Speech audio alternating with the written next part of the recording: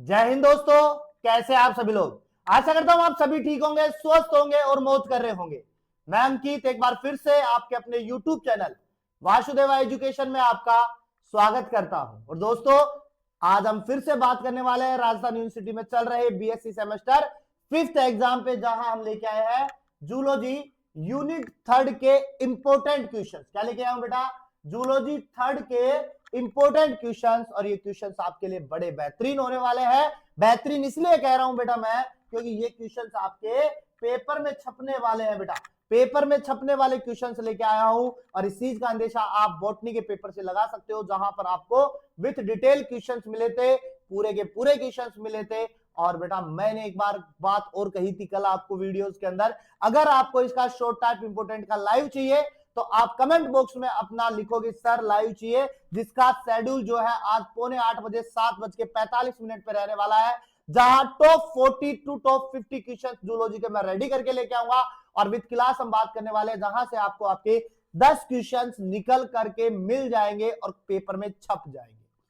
तो लाइव के लिए आप कमेंट बताइएगा मुझे। 4th यूनिट आपको आज ही मिल जाएगी। तो शुरू करते हैं अपने पास में पहला क्वेश्चन, जहां मैंने बहुत ही बारीकी से आपके लिए क्वेश्चंस रेडी किए हैं। और बेटा पहला क्वेश्चन है मेरा बेटा, नर व मादा जनन चक्र। नर व मादा जनन चक्र व उनसे स्रावित हार्मोन का नियंत्रण व समझाइए। तो बेटा explain the male and female reproductive cycle and hormonal control. देखो बेटा सिंपल सी बात करूं, नर की बात होती है, नर की बात होती है तो आप उठा लाओ वृषण को। किसको उठा के लाओगे बेटा? वृषण को। और वृषण के साथ को हम कहेंगे टेस्टिस। वृषण को इंग्लिश में क्या कहेंगे? टेस्टिस। और वृषण से स्रावित होने वाले हार्मोन कौन सा है बेटा? टेस्टोस्टेरोन। कौन सा है बेटा? टेस्टोस्टेरोन है अपने पास में। और इस टेस्टोस्टेरोन हार्मोन के बारे में आपको क्या करना है? बताना है। इसको कंट्रोल कहां से होगा बेटा? वही पिट्यूटरी ग्लैंड से, हाइपोथैलेमस से, उसके बारे में बताना है। मादा जनन चक्र की बात करें तो इनसे भी अपने पास में हार्मोन स्रावित होते हैं। और आपको पता होगा बेटा नर से जटिल कौन सी होती है? मादा जनन चक्र होती है। तो उसके बारे में भी आपको बताना है। यहाँ पे मादा के लिए आपको 2 चक्कर मिल जाते हैं, ग्रत चक्कर मिलता है, मत चक्कर मिलता है। विद डिटेल हम बात करने वाले हैं किसके अंदर? लाइव के अंदर, जो मॉडल पेपर आपका कल का रहने वाला है 7:45 का, जहां मैं पूरा का पूरा मॉडल पेपर विथ आंसर्स लेके आने वाला हूं। तो तैयार रहिएगा आपके पास में, क्योंकि क्वेश्चन छूट नहीं चाहिए। पहली बात कहूंगा मैं। दूसरा क्वेश्चन होता है बेटा, अंतःस्रावी ग्रंथि क्या है? कौन सा बेटा? अंतःस्रावी ग्रंथि क्या है? और तथा पिट्यूटरी ग्रंथि से स्रावित हार्मोनों को क्या करना है बेटा? वर्णित करना है। What is an endocrine gland? Describe the hormones secreted by the pituitary gland. अब बेटा अंतःस्रावी ग्रंथि तो सिंपल सी बात है, हमारे शरीर के अंदर, हमारे शरीर के अंदर 2 प्रकार की ग्रंथियां, एक अंतःस्रावी है, एक बहिस्रावी है, एक और इंक्लूड करो तो मिश्रित ग्रंथि है। अब अंतःस्रावी ग्रंथियां जो है वो हार्मोनों को सेक्रेट करती है अपने पास में। अब उस हार्मोनों को सेक्रेट करने के लिए अपने पास में कौन आता है? पिट्यूटरी, अंतःस्रावी ग्रंथि। और पिट्यूटरी ग्रंथि से हमारे पास में बहुत सारे हार्मोन स्रावित होते हैं। या मैं कहूं पिट्यूटरी ग्रंथि, फिर पीनियल ग्रंथि, पिट्यूटरी ग्रंथि अपने पास, सॉरी अंतःस्रावी ग्रंथियों में बात करें, पिट्यूटरी ग्रंथि है, पीनियल ग्रंथि अपने पास में, थायराइड ग्रंथि है, पैराथायराइड ग्रंथि है अपने पास में, थाइमस ग्रंथि अपने पास में। इसके बाद में हम बात करें तो मिश्रित ग्लैंड में अपने पास में पेनक्रियास ग्लैंड है, एड्रिनल ग्लैंड है अपने पास में। ठीक है, इसके अलावा हम बात करें सेक्स ग्रंथि है अपने पास में। तो इन सबके द्वारा जो हार्मोन स्रावित हो रहे हैं उनकी बात करने वाली है। और पिट्यूटरी ग्रंथि से जो पर्सनली जो स्रावित हो रहे हैं उनके बारे में लिखना है। तो विद डिटेल क्वेश्चंस आपके पास में आ जाएगा, जो मॉडल पेपर में रहने वाला है, विथ आंसर्स में बात करने वाला हूं। तो कल लाइव के लिए आप तैयार रहेगा। कल मॉडल पेपर के लिए और आज आपके शॉर्ट टाइप इंपोर्टेंट क्वेश्चंस के लिए थोड़ा सा समय निकालिएगा। आपका पेपर पूरा का पूरा लगभग मैं यहां से रेडी करवा के भेज दूंगा आपको, ज्यादा कुछ नहीं पढ़ना पड़ेगा उसके बाद में। उसके बाद में बेटा नेक्स्ट क्वेश्चन अपने पास में आता है, तीसरा क्वेश्चन। और तीसरा क्वेश्चन है बेटा, प्रसव, रोपण व दुख स्राव की प्रक्रिया को सचित्र वर्णित कीजिए। यानी कि explain the male and female reproductive cycle and hormonal control. अब बेटा प्रसव की बात करें तो पैचुरेशन प्रावस्था होती है, जिसे हम ये कह सकते हैं शिशु प्रावस्था को, या शिशु को बाहर निकालने वाली जो प्रावस्था है वो कौन सी है? प्रसव अपने पास में। रोपण की बात करें तो जहां पर अपने पास में क्लीवेज हो जाता है, उसके बाद में वो निकल करके आता है, गर्भाशय में आता है, वहां पर वो रोपित हो जाता है, अटैच हो जाता है, उसे हम क्या कहते हैं? रोपण कहते हैं। प्रसव के बाद में माता के दुग्ध ग्रंथियों द्वारा दुग्ध स्राव की जो प्रोसेस होती है उसे हम क्या कहते हैं? दुग्ध स्राव कहते हैं। यहाँ पे प्रोलैक्टिन हार्मोन काम करता है, ऑक्सीटोसिन हार्मोन काम करता है। तो ये सारी की सारी चीजें हम बात करने वाले लाइव के अंदर, तो तैयार रहिएगा।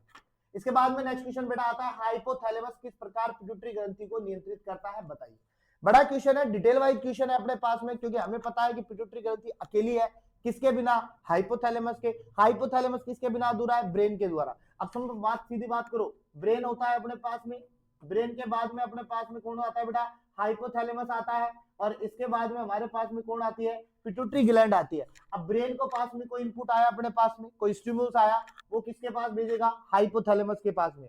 अब हाइपोथैलेमस जो है वो अकेला काम नहीं कर रहा है, हाइपोथैलेमस किसको देगा, पिट्यूटरी ग्लैंड को। अब पिट्यूटरी ग्लैंड जो है उसके अंडर जितनी भी ग्रंथियां है अपने पास में, जिसको जिसका काम है उसको देना। अब जैसे सोना है, मुझे नींद आ रही है, अब नींद आने के लिए मुझे क्या चाहिएगा, पीनियल ग्रंथि चाहिएगी, तो पीनियल ग्रंथि के पास में कौन इनपुट भेजेगा, पिट्यूटरी ग्लैंड भेजेगा। तो इस प्रकार से ये क्या करते हैं, कार्य करते हैं, शॉर्टकट रूप से काम करते हैं, एक टू एक काम करते हैं, डायरेक्ट नहीं भेजते, एक के साथ एक भेजते हैं अपने पास में।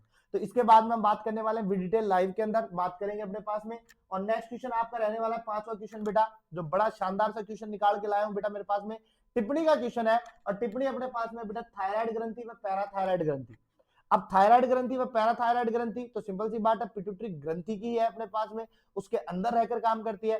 थायराइड कहा अपने पास में, गले पर, और गले इसी थायराइड के ऊपर ही हमारे पास में एक और लेयर पाई जाती है, वो किसकी होती है बेटा, थायराइड पैराथायराइड की होती है। तो हम बात करने वाले इनकी जो ग्रंथि से स्रावित हार्मोन्स और इनके अंदर कौन से कार्य होंगे उनकी बात करने वाले हैं। तो ये विद डिटेल बड़ा क्वेश्चन आपके पास में रेडी हो जाएगा। उसके बाद में नेक्स्ट क्वेश्चन बेटा, हार्मोन की क्रियाविधि व फीडबैक क्रिया। तो हार्मोन्स कैसे काम करते हैं उनकी बात करने वाले बातें हैं, और किस प्रकार से हमारे पास में आउटपुट इनपुट काम करने वाले हैं उनकी बात करने वाले, किस प्रकार से इनके पास में मैसेज आता है, किस प्रकार से ये काम करते हैं। अब सोने की बात करें तो पीनियल ग्रंथि किस प्रकार से हमको सुलाने का काम करती है, तो उसकी बात करने वाले हैं। तो विद डिटेल हमारे पास में क्वेश्चंस रहने वाले हैं, और इसकी हम लाइव के अंदर विद डिटेल चर्चा करने वाले हैं हर एक क्वेश्चंस की। तो मिलेंगे अपने पास में लाइव के अंदर। वहां बात करें नेक्स्ट क्वेश्चन हमारे पास में, एड्रिनल ग्रंथि द्वारा स्रावित हार्मोन अपने पास में। तो बेटा एड्रिनल ग्रंथि जो है बड़ा इंटरेस्टिंग टॉपिक अपने पास में, इसके द्वारा स्रावित जो हार्मोन होता है एड्रिनलिन और नॉन एड्रिनलिन होता है, जिसे हम 3F भी कहते हैं। और 3F के लिए हम कह सकते हैं फियर, फाइट और फ्लाइट के द्वारा हम इसको क्या कर सकते हैं, समझा सकते हैं। विद डिटेल जो चर्चा रहने वाली है बेटा वो लाइव के अंदर रहने वाली है, कल रहने वाली है, क्योंकि मॉडल पेपर कल आएगा और शो टाइप इंपोर्टेंट क्वेश्चंस का आज रहने वाला है। तो आप लोग मुझे मेंशन करके बता दो जल्दी से कि लाइव के लिए कौन कौन रेडी है अपने पास में, तभी हम लाइव लेके आएंगे, नहीं तो नहीं लेके आएंगे, क्योंकि लाइव में मजा तब आएगा जब आप सब बैठोगे मेरे सामने, और जब आपके कमेंट्स आते हैं तो शानदार मजा, कमेंट्स के जवाब देने में मजा आता है, क्लास लेने में मजा आता है। तो अब आप लोग डिसाइड कीजिए कि किस प्रकार से आपको लाइव चाहिए या नहीं चाहिए, डिटेल में आंसर चाहिए या नहीं चाहिए, आंसर विद क्वेश्चन चाहिए नहीं चाहिए। और डिटेल को छोड़ो, मैं आपको केवल शॉर्टकट तरीके से बताऊंगा कि ये सब लिख कर आओगे तो भी आपको पास कर देगा, जूलॉजी के अंदर कोई फेल नहीं करेगा। तो आज के लिए सिर्फ इतना ही, मिलते हैं नेक्स्ट वीडियो के साथ में, तब तक आप बने रहिए। और बेटा दोस्तों के साथ में शेयर कर दीजिएगा, वीडियो को लाइक कीजिएगा ताकि हम मोटिवेट हो पाए, और कमेंट कीजिएगा जिससे हम ज्यादा मोटिवेट हो पाए और आपके लिए ज्यादा से ज्यादा क्वेश्चन रेडी कर सके। तो मिलते हैं नेक्स्ट वीडियो के साथ में, तब तक आप मेरे साथ में बने रहिए, और चैनल सब्सक्राइब कीजिएगा, बेल आइकन दबाइएगा ताकि वीडियो का नोटिफिकेशन आपके पास में सबसे पहले आए, ये नहीं छूटने चाहिए, बाकी बाद में सारी चीजें छूट जाए। मिलते हैं नेक्स्ट वीडियो के बाद।